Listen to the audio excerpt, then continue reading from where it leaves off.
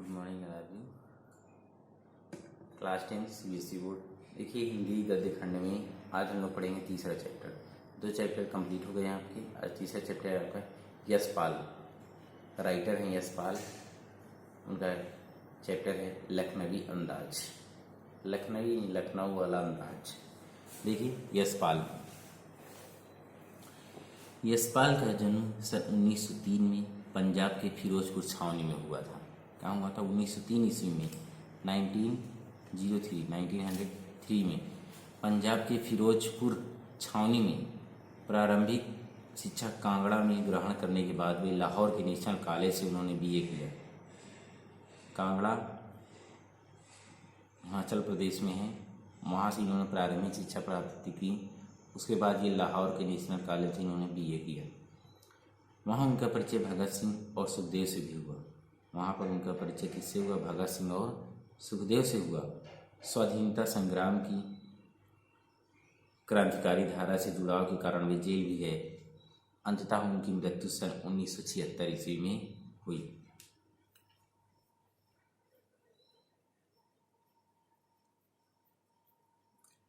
स्वाधीनता संग्राम की क्रांतिकारी धारा जुड़ाव कारण वे जेल भी गए। उनकी मृत्यु सन 1976 में हुई। यशपाल की रचनाओं में आम आदमी के सरोकारों की उपस्थिति है। यशपाल की रचनाएं में आम आदमी की कहानी है। वे यथार्थवादी शैली के विशिष्ट रचनाकार हैं। सामाजिक विषमता, राजनीतिक पाखंड और रूढ़ियों के खिलाफ उनकी रचनाएं मुखर है। उनकी कहानी संग्रह में है ज्ञानदान, तर्क का तूफान, पिंजरे की उड़ान, वादुलिया, फूलों का कुर्ता उल्लेखनीय है। उनका झूठा सच उपन्यास भारत विभाजन की त्रासदी का मार्मिक दस्तावेज है। फिर उनका झूठा सच एक उपन्यास है जो विभाजन की कहानी बयां कर रहा है कि उसमें कितनी त्रासदी हुई थी, कितनी भयंकर मारकाट हुई थी। अमिता, दिव्या, पार्टी कामरेड, दादा कामरेड, मेरी तेरी उसकी बात उनके प्रमुख उपन्यास हैं। ये उनके उपन्यास इसके अतिरिक्त और भी हैं। भाषा की स्वाभाविकता और सजीवता उनकी रचनागत विशेषता है। यूँ तो यशपाल ने लखनवी अंदाज क्या है? यूँ तो यशपाल ने लखनवी अंदाज व्यंग यह साबित करने के लिए लिखा था कि बिना तथ्य के कहानी नहीं लिखी जा सकती है। उनके कहने का मतलब ये है, बिना तथ्य के, बिना कोई उद्देश्य के कहानी नहीं लिखी जा सकती है। कुछ भी नहीं कर सकते हैं आप। परंतु एक स्वतंत्र रचना के रूप में इस रचना को पढ़ा जा सकता है। यशपाल उस पतनशील सामंती वर्ग पर कटाक्ष करते हैं जो वास्तविकता से असलियत से बेखबर एक बनावटी जीवन शैली का आदी है। उस सामंती वर्ग पर वो प्रहार करते हैं, कटाक्ष करते हैं जो वास्तविकता से बेखबर है और यानी असलियत को, असली चीज़ को पहचानता नहीं है और बनावटी जीवन जीवन शैली जीने का आदी है, आदत डाले हुए है। कहना न होगा कि आज के समय में भी ऐसी परजीवी संस्कृति को देखा जा सकता है। कहना बिल्कुल गलत नहीं होगा कि आज के समय में भी ऐसी संस्कृति के लोग दिखाई देते हैं। कैसी? जो दिखावे वाले होते हैं।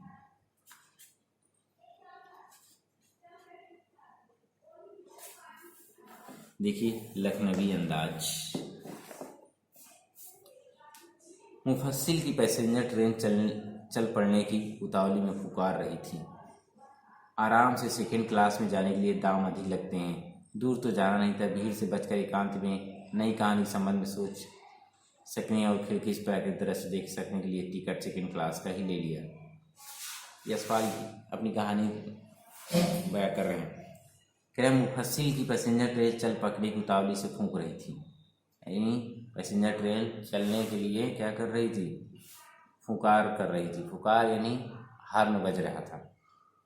तेजी से हार्न बजता है ना जब चलने वाली होती, वही। आराम से सेकंड क्लास में जाने के लिए दाम अधिक लगता है। अगर आप आराम से जाना चाहते हैं, सेकंड क्लास में जाना चाहते हैं, पैसा अधिक लगेगा। रिजर्वेशन कराएंगे तो पैसा लगेगा। दूर तो कहीं जाना नहीं था, भीड़ से बचकर, दूर कहीं जाना नहीं थी, इसलिए भीड़ से बचकर एकांत में नई कहानी के संबंध में सोचने, कहीं दूर कहीं जाना नहीं था, इसलिए एकांत में सोचे कि एकांत में बैठने को मिलेगा और नई कहानी सोचेंगे और खिड़की से प्राकृतिक दृश्य देख सकते हैं, इसलिए उन्होंने क्या लिया, टिकट ले लिया सेकंड क्लास का। इसलिए सेकंड क्लास का टिकट लेना ही पड़ा और ले लिए हम। ये गाड़ी छूट रही थी, सेकंड क्लास के एक छोटे डिब्बे को खाई समझकर जरा दौड़कर उसमें चढ़ गए। अरे गाड़ी छूट रही थी, सेकंड क्लास के एक छोटे से डिब्बे को खाली समझकर जरा दौड़कर हम उसमें चढ़ गए। अनुमान के प्रतिकूल डिब्बा निर्जन नहीं था, जैसा हम सोचे थे, अनुमान लगाए थे कि डिब्बा निर्जन होगा, यानी कोई इसमें नहीं होगा, कोई भी व्यक्ति नहीं होगा। ऐसा बिल्कुल गलत हमारी सोच थी, उसमें और लोग थे। एक बर्थ पर लखनऊ की नवाबी नस्ल के एक सफ़ेद वो सज्जन, एक बर्थ पर एक सीट पर लखनऊ की नवाबी नस्ल के, जैसे लखनऊ के नवाब लोग कुर्ता पहनते थे या कपड़े पहनते थे, उसी नस्ल के एक सफ़ेद वस्त्र धारण किए हुए एक सज्जन व्यक्ति बहुत सुविधा से फालती मारे हुए बढ़िया आराम से बैठे हुए थे। फालती मारे हुए बैठे हुए थे। सामने दो ताजे चिकने चिंतन में विघ्न का असंतोष दिखाई दिया, और सामने दो ताजे चिकने खीरे तौलिए पर रखे थे। सामने दो ताजे चिकने सामने बढ़िया दो खीरे चिकने तौलिया पर रखे हुए थे। खीरा जानते हैं, खाने वाला खीरा। डिब्बे में हमारे सहसा कूद जाने सज्जन की आंखों में एकांत चिंता में विघ्न का असंतोष दिखाई दिया। डिब्बे में जैसे ही हमारे अचानक कूदने के कारण हम अचानक से डिब्बे में कूदे, सज्जन की आंखों में एकांत चिंतन में, वो एकांत में अपने डूबे हुए चिंतन में लगे हुए थे, तो ऐसा लगा जैसे उसमें कोई विघ्न पड़ गया हो, कोई बाधा उत्पन्न हो गई हो, और वह कुछ असंतोष दिखाई, थोड़ा से रुष्ट दिखाई दिए। सोचा हो सकता है कि यह भी कहानी के लिए सूझ की चिंता में या खीरे जैसी अपदार्थ वस्तु का शौक करते देखे जाने के संकोच में हूँ। सोचा, लेखक क्या कह रहे हैं, यशपाल जी कह रहे हैं, हमने सोचा कि शायद ये भी कहानी के लिए इतनी चिंता में डूबे हुए थे, सोच में डूबे हुए हो, या खीरे जैसी खाने की वस्तु के लिए, या खीरे जैसी खाने की वस्तु के लिए ये शौक करते देखे जाने के संकोच में हो कि कहीं खीरा ये ले न ले, या कोई संकोच न कर रहा हो खीरा खाने के लिए, इसलिए शायद उनको असंतोष थोड़ा सा हुआ। नवाब साहब ने संगति के लिए उत्साह नहीं दिखाया। नवाब साहब ने संगति यानी मेल जोल बातचीत करने के लिए कोई उत्साह नहीं दिखाया। वो बात हमने भी उनसे उनके सामने बर्थ पर बैठकर आत्मसम्मान में आके चुरा ली। लेकिन हमने भी क्या किया, उनके सामने की बर्थ, उनके सामने ही बैठकर बढ़िया पलटी मारकर हम भी बैठ गए, आत्मसम्मान में आके चुरा ली। ठाली बैठे कल्पना करते, खाली बैठे नहीं, अकेले चुपचाप बैठे कल्पना करते रहने की हमारी पुरानी आदत है। लेखक जानते हैं, लेखक जो होते हैं वो कल्पना करते रहते हैं, कल्पनाओं में डूबे रहते हैं, तभी तो कहानी बनाते हैं, उपन्यास लिखते हैं, कविताएं लिखते हैं। जब तक कल्पना नहीं करेंगे कहाँ कैसे लिखेंगे।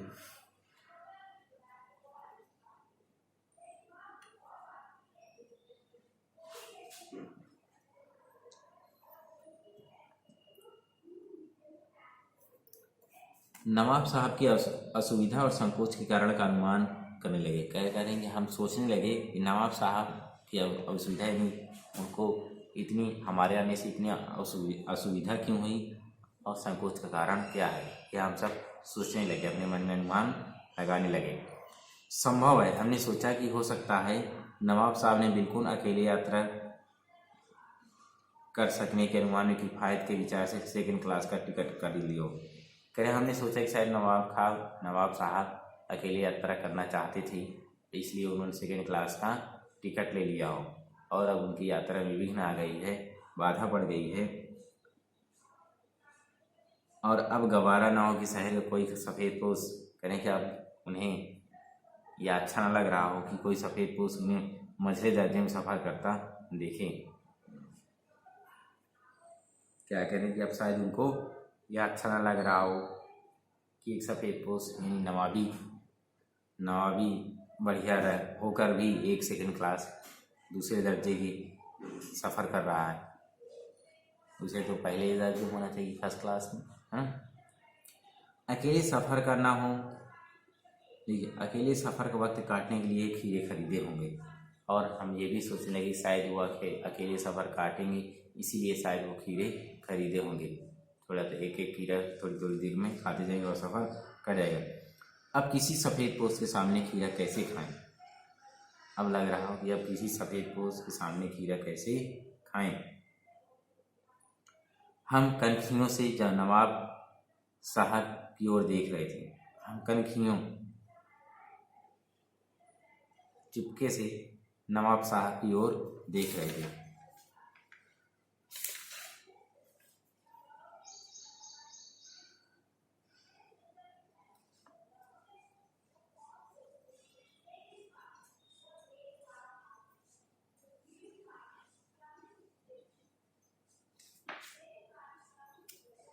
देखिए आगे, नवाब साहब कुछ देर गाड़ी की खिड़की से बाहर देखकर स्थिति पर गौर करते रहे। नवाब साहब कुछ देर गाड़ी खिड़की से बाहर देखते रहे और स्थिति को अच्छे से जांचा पहचाना।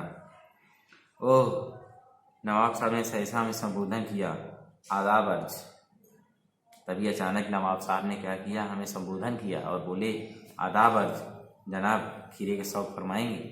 तभी उसने क्या कहा, आदाब अर्ज, यानी हमसे सलाम दुआ किया, नमस्ते किया और कहा, जनाब खीरे का शौक फरमाएंगे, यानी खीरा खाएंगे। नवाब साहब का सहसा भाव परिवर्तन अच्छा नहीं लगा। नवाब साहब का ऐसा अचानक से परिवर्तन देखकर हमको बिल्कुल अच्छा नहीं लगा। हमने भांप लिया, आप शराफत का गुमान बनाए रखने के लिए हमें भी मामूली लोगों की हरकत में लथेड़ लेना चाहते हैं। क्या करेंगे, हम समझ गए आप शराफत का घमंड लिए हुए, अब शराफत का गुमान लगाए हुए, घमंड लिए हुए, अभिमान बनाए हुए हमें भी मामूली लोगों की तरह अपनी हरकत से अपने अंडर में करना चाहते हैं। अपने अंडर में यानी अपनी हरकतों से सोचते हैं आप ऐसे बोल रहे हैं कि आवाज़ या जनाब शौक फरमाएंगे। आपकी इस अंदाज से आप समझते हैं कि आप हमको अपने अंडर में कर लेंगे, या अपनी इस मामूली सी हरकत से जिस प्रकार दूसरे लोगों को आप अपना बना लेते हैं, अपने अंडर में रख लेते हैं, हम उनमें से नहीं। जवाब दिया, शुक्रिया किबला शौक फरमाइए। हमने जवाब दिया, शुक्रिया किबला शौक फरमाइए। जी नहीं, आप अपना शौक खुदा फरमाइए। नवाब साहब ने फिर एक पल खिड़की से बाहर देखा। नवाब साहब के तुरंत एक पल खिड़की से बाहर देखे।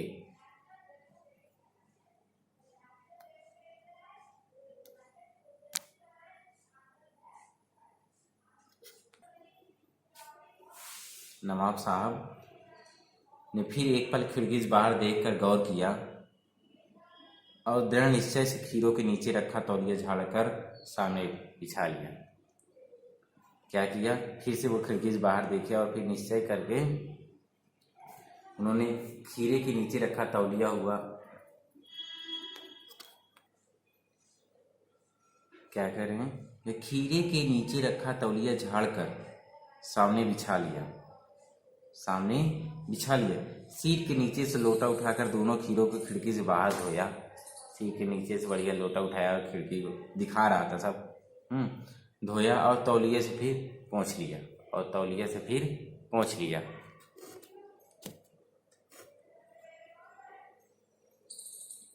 जेब से चाकू निकाला और दोनों खीरों के सिर काटे और उन्हें गोदकर छाग निकाला। छाग जो पीछे का भाग इधर काट कर लोग निकालते हैं, कहते हैं तीखा जो है वो निकल जाए, ऐसे ऐसे गोला गोला करके उसको फिर झाग निकाला। आप लोगों ने खुद निकाले होंगे घर पर, ऐसे ही उसने किया। फिर खीरों की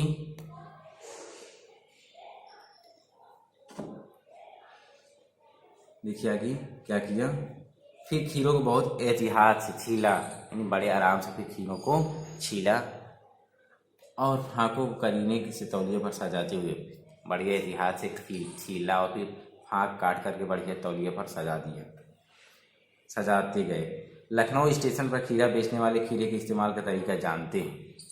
यहीं लखनऊ स्टेशन पर खीरा जो बेचते हैं वो लोग जानते हैं कि खीरा कैसे इस्तेमाल करना होता है, तरीका जानते हैं। ग्राहक के लिए जीरा, नीला नमक और पीसी हुई लाल मिर्च की पुड़िया भी हाजिर कर देते हैं। वो कस्टमर के लिए जीरा मिला हुआ नमक और पिसी हुई लाल मिर्च की पुड़िया भी हाजिर कर देते हैं। वो जानते हैं कि कस्टमर नमक और मिर्च जरूर मांगेंगे। नवाब साहब ने बहुत करीने से खीरे की पाकों पर जीरा नमक मिलाया। बहुत करीने में बड़े आराम से किनारे किनारे बड़े आराम से खीरों पर नमक और काली लाल मिर्च मिलाई। सिर्फ बुरक दी मतलब छिड़क दिया, मिर्च हल्का हल्का डाल दिया। उनकी प्रत्येक भाव भंगिमा और जबड़ों की स्फुरण से स्पष्ट था। कह रहे उनकी प्रत्येक भाव भंगिमा, उनके जबड़े में जो मुस्कान थी उससे स्पष्ट हो रहा था इनके अंदर चल के आ रहा है। उस प्रक्रिया में उनका मुख खीरे के रसवादन की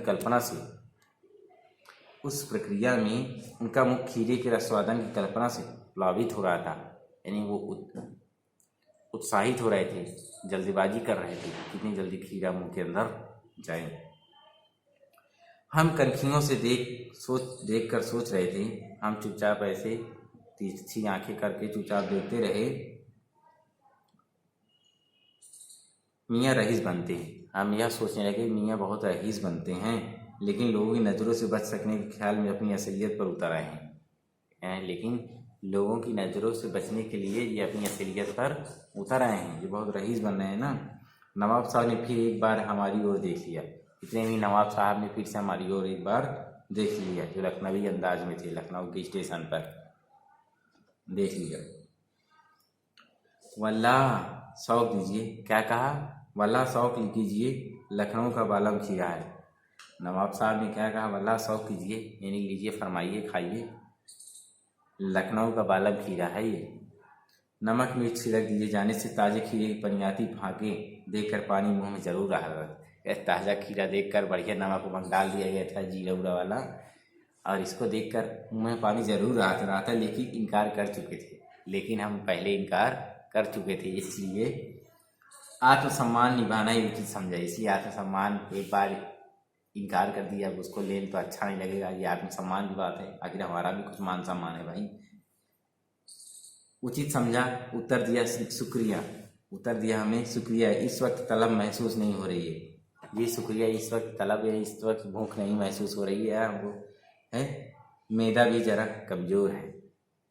किबला शौक फरमाइए, किबला कृपया आप अपना शौक फरमाइए।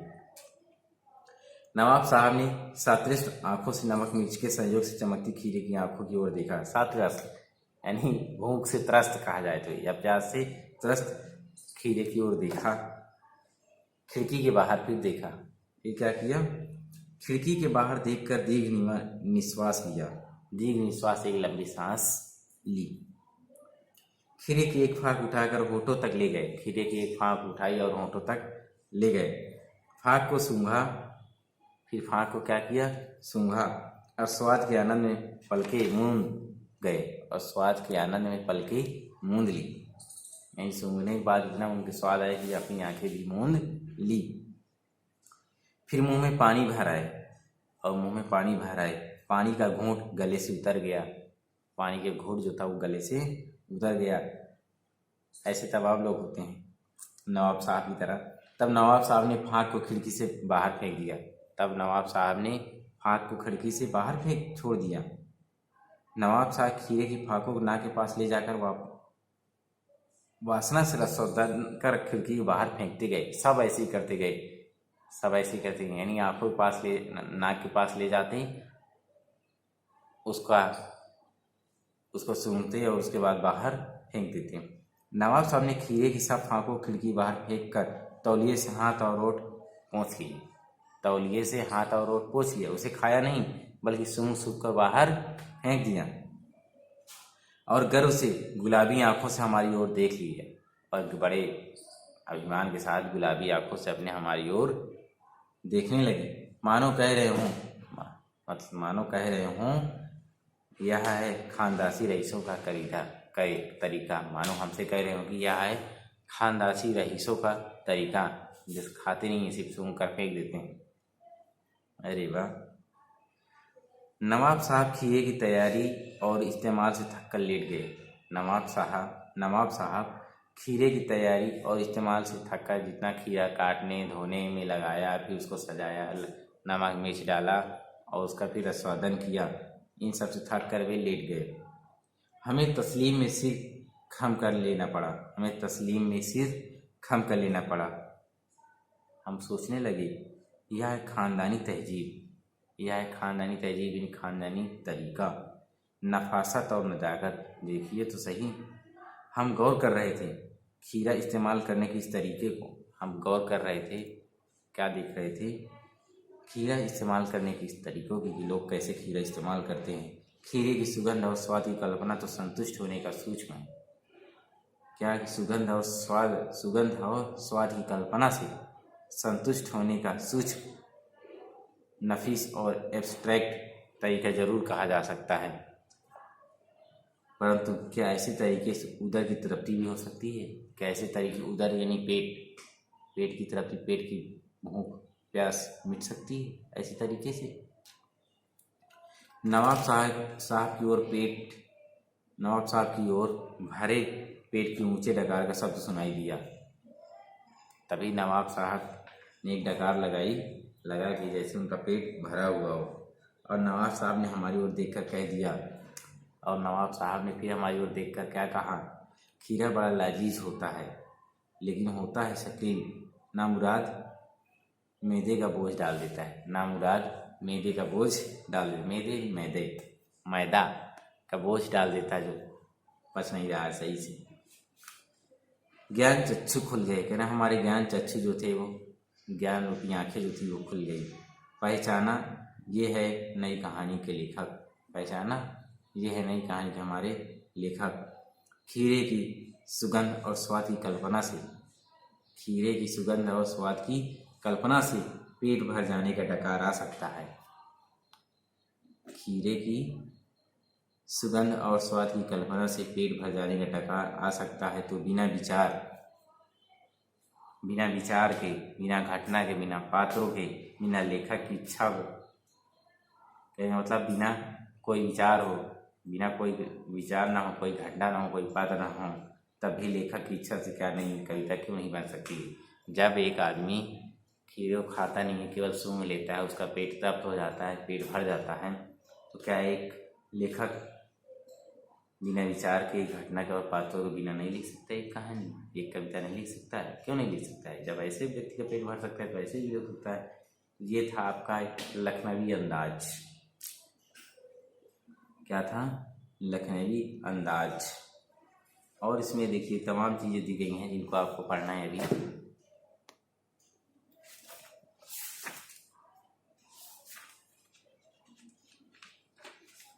देखिए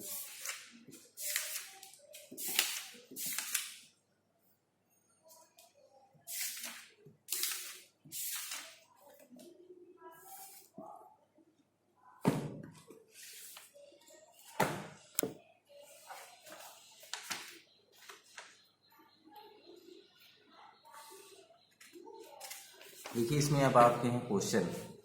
क्या दिया? लेखक को नवाब साहब के किन हाव भावों से महसूस हुआ कि वे उनसे बातचीत करने के लिए तनिक भी उत्सुक नहीं है?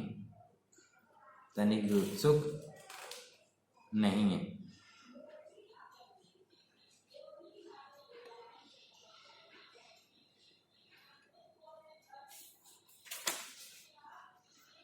देखिए क्या है, लेखक को आया हुआ देखकर उस नवाब साहब के चेहरे पर असंतोष का भाव छा गया। उन्हें एकांतवास में बाधा का अनुभव होने, उन्हें वो अकेले बैठे हुए थे, उनको बाधा का अनुभव होने लगा। वे अनमने होकर खिड़की से बाहर झांकते रहे, वे अनमने मन से खिड़की से बाहर झांकते रहे और लेखक को न देखने का नाटकीय प्रदर्शन करते रहे। ऐसा लगा जैसे लेखक को न देखा हो। नवाब साहब के इन हावभाव से देखकर लेखक को ने अनुमान लगाया कि वे बातचीत करने के लिए किंचित भी उत्सुक नहीं। आज देखिए अगला क्वेश्चन। नवाब साहब ने बहुत ही यत्न से खीरा काटा, नमक मिर्च मिलाया, सूंघ कर खिड़की से बाहर फेंक दिया। उन्होंने ऐसा क्यों किया? उनका ऐसा करना उनके कैसे स्वभाव की ओर इंगित करता है? नवाब साहब अपनी नवाबी साख शौकत को दिखाने की आदत रखते थे। वे अपनी हरकत से ठाट बाट का प्रदर्शन करने में लगे हुए थे। लेखक को देखकर अपनी प्रवृत्ति के अनुसार खीरों को छीला, नमक मिर्च मिलाया, लाल सूंघा और बाहर फेंक दिया। जैसे यह सब करके नवाब साहब बता देना चाहते हैं कि उनके द्वारा उन्हें सूंघना ही पर्याप्त है। खीरे खाकर पेट भरने की आदत तो साधारण लोगों की बात है। इस प्रकार यह सब नवाब साहब की अमीरी दिखावे के स्वभाव की ओर संकेत करता है। आगे है, बिना विचार घटना पात्रों के भी क्यों लिखी जा सकती है। बिना विचार घटना और पात्रों के बिना भी कहानी क्या लिखी जा सकती है।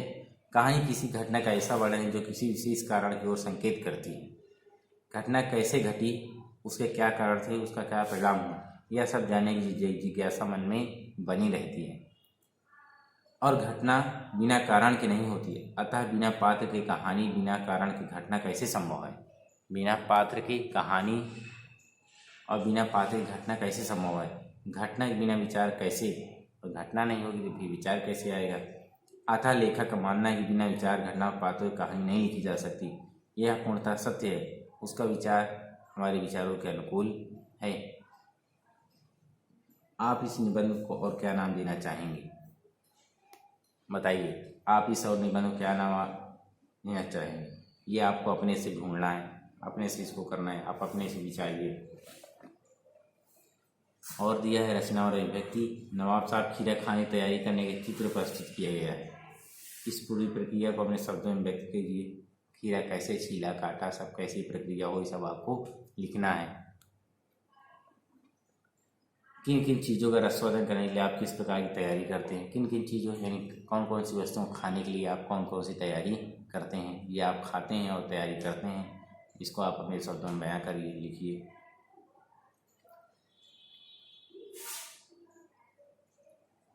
6 है, खीरे के संबंध में नवाब साहब के व्यवहार को उनकी सनक कहा जा सकता है। आपने नवाबों की और भी सनकों और शौक के बारे में पढ़ा सुना होगा। किसी एक के बारे में लिखिए। क्या सनक का कोई सकारात्मक रूप हो सकता है, यदि हाँ तो ऐसा उल्लेख कीजिए। 6वां और 7वां ये दोनों क्वेश्चन आप लोगों को अपने से करने हैं, ठीक है। तो ये था आपका लखनवी अंदाज। इसको आप लोग कंप्लीट करिए। भाषा अध्ययन जो है वो भी आपको दिया गया है, इसको भी आपको कंप्लीट करना है, ठीक है। भाषा अध्ययन में क्या है, निम्नलिखित क्रिया पर छाड़ क्रिया भेद लिखिए। क्रिया भेद लिखना है, कौन सी क्रिया है। पहले ही बताया था क्रिया, सकर्मक क्रिया, अकर्मक क्रिया, पूर्वकालिक क्रिया, ठीक, संयुक्त क्रिया, ये सब आपको ढूंढ कर लिखना है कौन सी क्रिया है। इसको आप लोग कंप्लीट करिए। आपका तीसरा चैप्टर गद्य में समाप्त हो गया है, ठीक है। पद आपका पहले ही समाप्त हो गया है, काव्य, गद्य भी तीसरा चैप्टर समाप्त हो गया है। सब नोट्स में बना लीजिए, उसको अच्छे से पढ़िए, कंप्लीट करिए सारे काम, ठीक है। तो आज के लिए इतना ही, बाकी अगला चैप्टर अगले टाइम।